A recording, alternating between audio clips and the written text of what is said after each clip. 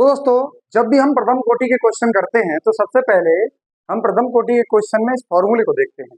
इस फॉर्मूले में ए को कहते हैं प्रारंभिक सांद्रता अभिकारक की और ए नॉट को कहते हैं शेष बची सांद्रता। लेकिन इस सवाल को जब आप ध्यान से देखेंगे तो इस सवाल में वॉल्यूम ऑफ नाइट्रोजन दे रखा है, यानी सांद्रता के बारे में बात नहीं कर रखी है। तो इस फॉर्मूले को सांद्रता से आयतन के पदों में कैसे कन्वर्ट करें, और जो वॉल्यूम दे रखा है वो भी उत्पाद का दे रखा है। यहाँ पर अभिकारक की सांद्रता की बात कर रहे हैं और यहाँ जो वॉल्यूम है वो उत्पाद का दे रहे हैं। इसका मतलब हमें जस्ट उल्टा करके चलना है। अब एक बार गौर से सोचिए कि ए क्या है, यहाँ पर अभिकारक की प्रारंभिक सांद्रता है। ए क्या है, अभिकारक की प्रारंभिक सांद्रता। तो वॉल्यूम कौन सा यूज होना चाहिए, लास्ट वाला। क्यों? क्योंकि हम उत्पाद की बात कर रहे हैं। उत्पाद की बात कर रहे हैं तो अभिकारक की स्टार्टिंग की सांद्रता देते हैं। अभिकारक की कौन सा सांद्रता देते हैं, स्टार्टिंग वाली।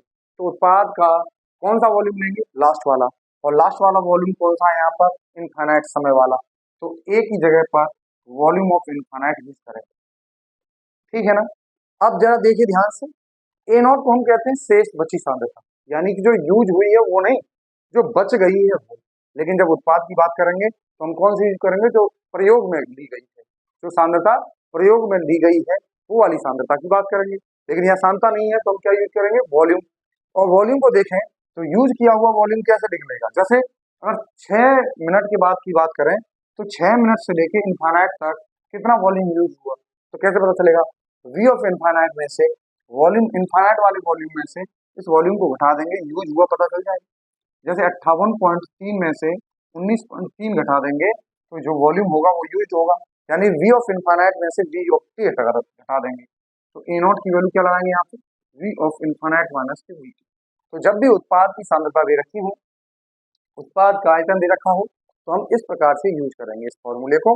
तो जरा देखिए, इस सवाल को सॉल्व करना है तो देखिए क्या सॉल्व करना है इसको, और इसको ये दर्शाना है कि उपरोक्त अभिक्रिया प्रथम कोटि की गति का अनुसरण करती है।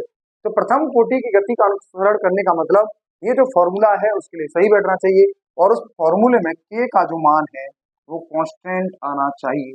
अगर कांस्टेंट आ रहा है के का मान इस फॉर्मूले के द्वारा, तो हम इससे पता कर लेंगे कि यह एक प्रथम कोटि की अभिक्रिया है।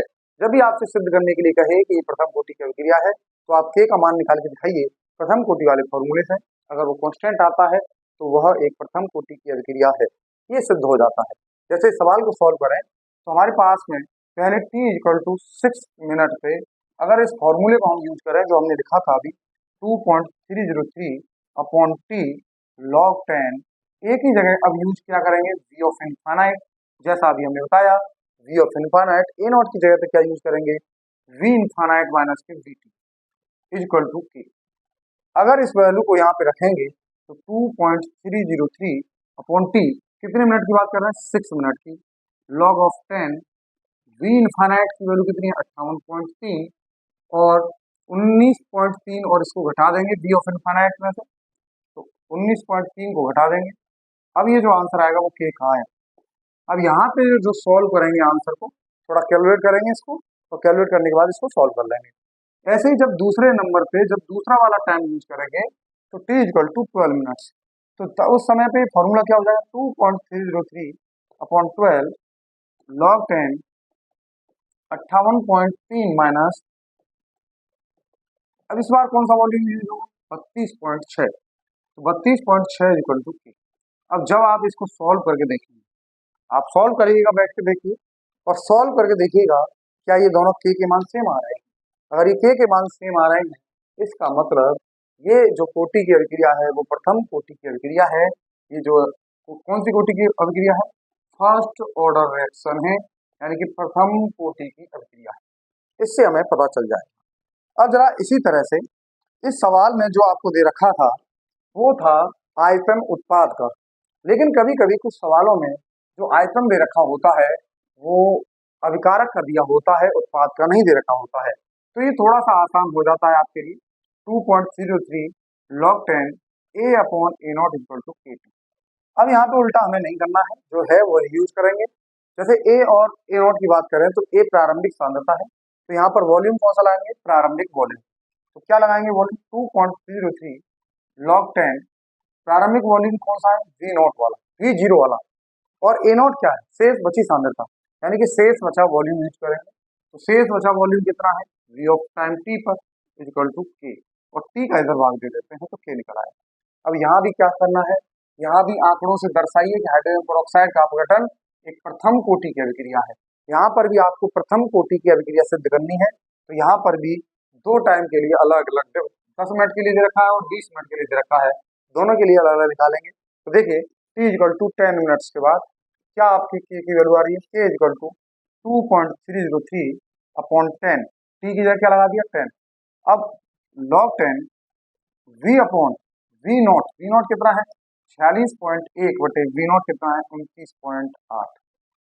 अब t इक्वल टू 20 मिनट्स के बाद यहाँ पर k की वैल्यू कितनी लगा देंगे 2.303 अपॉन 20 log 10, ये कितना है 46.1 और ये कितना है 19.3। अब इन दोनों को सॉल्व करिएगा तो इन दोनों से भी जो k का मान आएगा वो लगभग सेम आएगा, और इससे हम कह सकते हैं कि यह एक प्रथम कोटि की अभिक्रिया है। इस तरीके से आपको ये सवाल समझ में आए होंगे। जब आपको उत्पाद के वॉल्यूम के बारे में बात कर रखी हो तो आपको इस तरीके से फॉर्मूला लगाना है, और जब आपसे अभिकारक का वॉल्यूम दे रखा हो तो आपको इस तरीके से फॉर्मूला लगाना है। तो इस तरीके से आपको ये वॉल्यूम वाले क्वेश्चन समझ में आ रहे होंगे। इसके बाद जो हम बात कर रहे हैं कुछ और क्वेश्चन की बात कर रहे हैं, यहाँ t of 75% equal to 2 into T half के दे रखा है, यानी कि जो अर्ध आयुकाल है उसका 2 गुना है 75% पूर्ण होने में लगा समय। ये सब प्रथम कोटि के लिए बात कर रहे हैं। तो जब प्रथम कोटि के लिए बात कर रहे हैं तो फॉर्मूला कौन सा लगता है 2.03 log 10 a upon a naught equal to kt। अब आप जानते हैं कि k का मान हमेशा कांस्टेंट रहता है, चाहे वो 75% के लिए हो चाहे आप 50% की बात करें। तो देखिए जरा 2.03 टाइम कितना है t ऑफ 75% log 10 a और a नॉट की वैल्यू कितनी है, a की वैल्यू 100 होगी, परसेंटेज की बात करेंगे 75% पूरा हो गया तो बचेगा कितना 25%। क्या कहा था हमने, ये जो a नॉट है वो शेष बची सांद्रता है, ये vt क्या है शेष बचा वॉल्यूम है जो t टाइम के बाद बचा हुआ है। तो इसी तरह से यहाँ भी हम यूज करेंगे 100 क्या है स्टार्टिंग की सांद्रता है और 25 क्या है बची हुई सांद्रता है। इस k का मान बराबर होगा इसके k के मान के, तो k के मान t हाफ के लिए निकाल लीजिए ना 2.303 t हाफ log 10 100 बटे 50।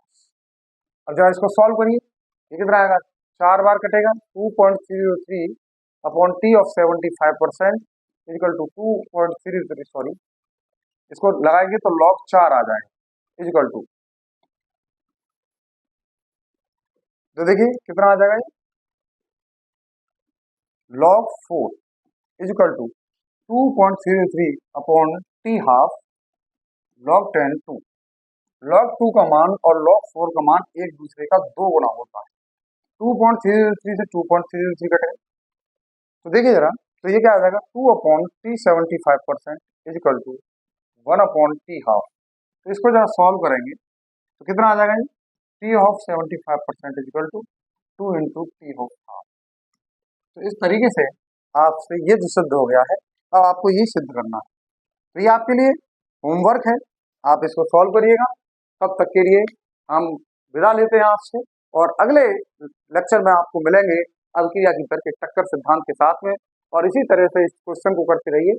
तो एग्जाम में इसी तरह के क्वेश्चन आएंगे, और एक क्वेश्चन आपका इसी तरह का जरूर आपके पेपर में आपका इंतजार कर रहा है। तो थैंक यू।